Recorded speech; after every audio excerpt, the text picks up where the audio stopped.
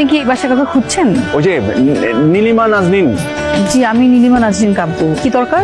আমি প্রেম, এই যে ভুগিযোগী ফাইন্যান্সে লোন ডিপার্টমেন্টে আছি। মিস্টার প্রেম, আসলে আমার কোনো লোনের দরকার নেই, আর যদি লোনের দরকারও হয় তাহলে আমি অ্যাটলিস্ট আপনাদের এই ভুগিযোগী ফাইন্যান্স থেকে লোন নিব না। আমি আপনাকে লোন দিতে আসি নাই, আপনার কাছ থেকে লোনের টাকাটা রিকভার করতে আসছি।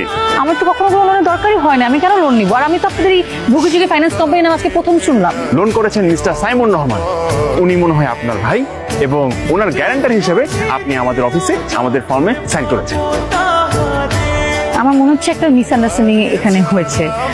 হ্যাঁ, ও আমার কাজিন, ওর এখানে আমি সাইন করেছিলাম, কিন্তু আমাকে বলেছে যে এটা ওর জবের কোনো গ্যারান্টার লাগবে এজন্য। কিন্তু আপনারা বা কেমন কোম্পানি? হ্যাঁ, কিছু না জেনে না বুঝে একটা মানুষ সাইন করে দিল, সেটা আপনি অ্যাকসেপ্ট করে নিলেন? আপনি খোঁজ নিতে আসবেন? এটা কার? এই যে ছবি, একে দেখি কোনোভাবে ভালো মানুষ মনে হয়? একে দেখে তো মনে হচ্ছে যে একটা ধুরান্ধার মানুষ। আপনি কেন একে লোন দিচ্ছেন? আমরা যেটা করি, যারা লোন পায় না তাদেরকে আমরা খুব সহজ শর্তে, মানে সাইনিং করলে ওই গ্যারান্টারের চেহারা দেখে আমরা লোনটা দিয়ে দিই। এখন আপনি হলেন এই লোনের গ্যারান্টার, তো সকল দায়িত্ব আপনাকে নিতে হবে আর টাকাটা আপনাকে শোধ করতে হবে।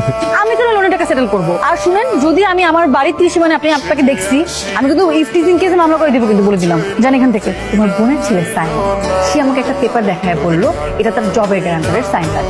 আমি কোনো পেপারে কিচ্ছু না পড়ে আমি সাইন করে দিলাম। এখন আমি জানতে পারি এটা 10 লক্ষ টাকার গ্যারান্টারের সাইন। আর এই যে তোমার যে ব্যাংকের লোক, অন্য কোনো ব্যাংকের লোক না, উনি আসছে ভুগিযোগী ফাইন্যান্সের লোক। এখন বলো আমি কি মহাবিপদের মধ্যে পড়ছি বাবা? হয় আমাকে পারলে এখান থেকে উদ্ধার করো, না হলে আমি জানি না আমি কি করবো। আপনি কি আমাকে ফলো করছেন? কালকে আপনি যে পরিমাণ রাগ দেখিয়েছেন, মানে আপনার সঙ্গে যে সরাসরি এসে কথা বলবো সেই সাহসটুকু আমি করতে পারছিলাম না। আজকে মনে করেন সারাটা দিন আপনার পেছনে পেছনে আমি ঘুরছিলাম, মানে একটু আপনার সঙ্গে যদি কথা বলার সুযোগ পাই। আপনি একটা ডিসগাস্টিং মানুষ, মানে আপনাকে দেখলে আমার রাগ উঠে যায়। এই যে আপনি ছেঁচড়ার মতো হেসে হেসে কথা বলেন না, এটা দেখে তো আরো মেজাজ খারাপ হয়ে যায়, পুরো মাথা থেকে পা পর্যন্ত জ্বলে যায়।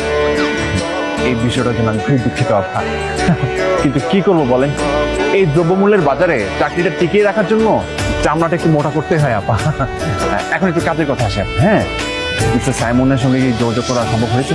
জি না, যোগাযোগ করা সম্ভব হয়নি। ফটকাটা এখন ফোন বন্ধ করে বসে আছে। গতকাল অনেকবার ফোন দিয়েছি, ফোন ধরেন। যে ঠিকানাটা উনি দিয়েছেন ওই ঠিকানাটাও ভুল। আপনার ঠিকানা কোথায় পেলেন? ও তো থাকে গ্রামে, আর ওর গ্রামে বাড়ি তোর মা বাবা আছে, আর তাদের আর্থিক অবস্থা এত ভালো না যে আপনি গেলে তাদেরকে আপনার টাকা দিয়ে দিবে। তাহলে আর কি করার আপা, আপনাকে এই দায়িত্বটা নিতে হবে, না হলে তো আপনার পেছনে পেছনে আমাকে সারাক্ষণ লেগে থাকতে হবে। কোনোভাবেই না, আপনার এই টর্চার আমি সহ্য করতে পারবো না। অলরেডি আমার মনে আমি পাগল হয়ে যাচ্ছি, আর যদি আপনাকে সহ্য করতে হয় আমার মনে হবে আমি পাগলের রোদে ভর্তি হয়ে যাই। ঠিক আছে, আমার কথা শোনার মতো শুনুন। আমি আমার বাসায় কয়েকজনকে জানিয়েছি ব্যাপার, তারা ব্যাপারটা দেখছে। তারা যদি সাইমনের কোনো খোঁজ পায় আমাকে জানাবে, আর আমাকে জানালে আমি আপনাকে জানাবো। প্লিজ ততদিন আমাকে আর বিরক্ত করবেন না, প্লিজ। সরি আপা, এই রিকোয়েস্টটা আমি রাখতে পারবো না আপা। না, অফিসের একটা ডেকোরাম আছে না, মানে যতদিন পর্যন্ত আমি সাইমন সাহেবকে খুঁজে পাবো না ততদিন পর্যন্ত ওনার খোঁজে আপনার কাছে আমার আসতে। শুনুন, আমি আপনাকে রিকোয়েস্ট করছি না, আমি আপনাকে থ্রেট করছি। যদি আমি আপনাকে আমার আশেপাশে দেখি, আপনার ঠ্যাং ভেঙে হাত উঠাই দিব। আই মামা চলেন তো। এই যে একটা বিস্কিট আর এক কাপ চা আপনি যদি মজা করে খাইতেছেন, মনে হয় কি যেন অমৃত খাচ্ছেন। মানুষের উচিত তার জীবনে প্রত্যেকটা মুহূর্ত এনজয় করা, কারণ বলা তো যায় না কিছুক্ষণ পর তুই থাকবি নাকি থাকবি না। মনে করো একটা ট্রাক আইসা আমাদের দুইজনের চাপা দিয়ে মাইরে ফেলা যায়, তারপর কি কোন ভাই, এই যে বাটা মারা প্রশ্ন করছিল।